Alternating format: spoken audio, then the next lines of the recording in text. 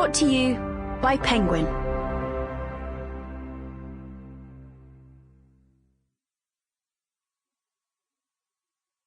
Home Fires and Spitfires by Daisy Stiles.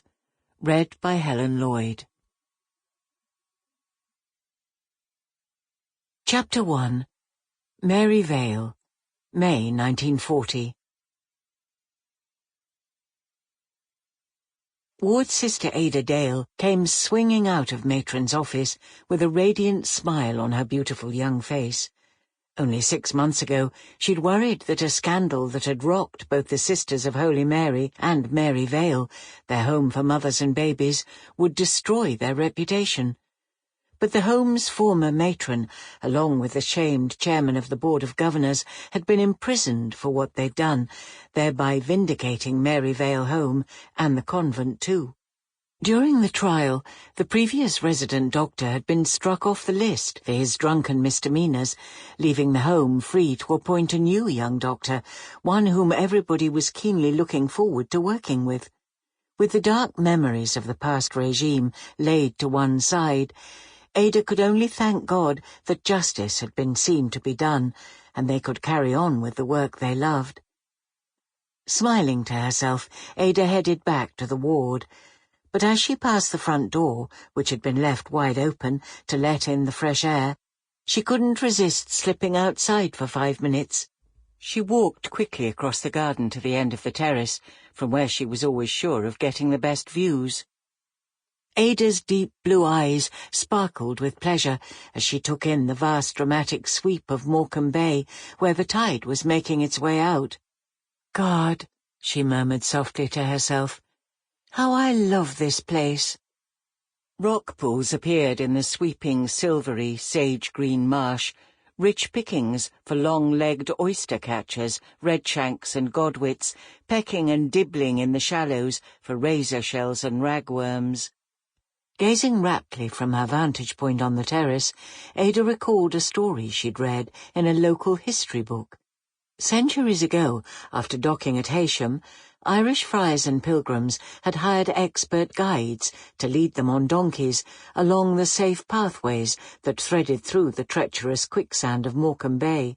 Once safely on the eastern side of the bay, the pilgrims broke their long journey at Mary Vale, which had once been an ancient priory.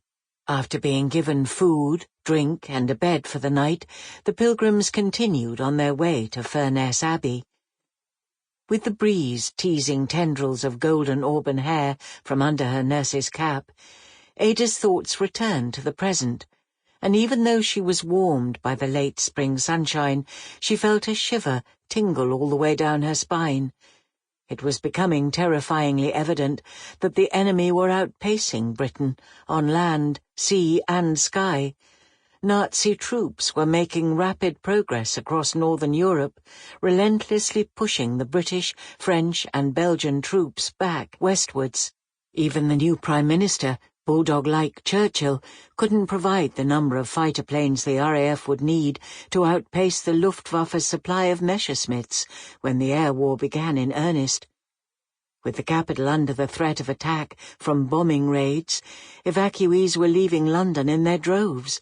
Surely married, pregnant women evacuated from their homes would be part of the movement north and might soon be making their way to Mary Vale.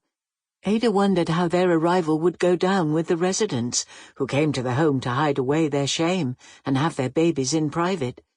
Respectable married evacuees would feel no shame about their condition, and they would have no secrets to hide. How would the two very different types of mothers-to-be react to each other? Ada's wandering thoughts returned to the long-ago pilgrims breaking their journey at the ancient priory. Mary Vale has been providing shelter from the storm for nearly 1,000 years.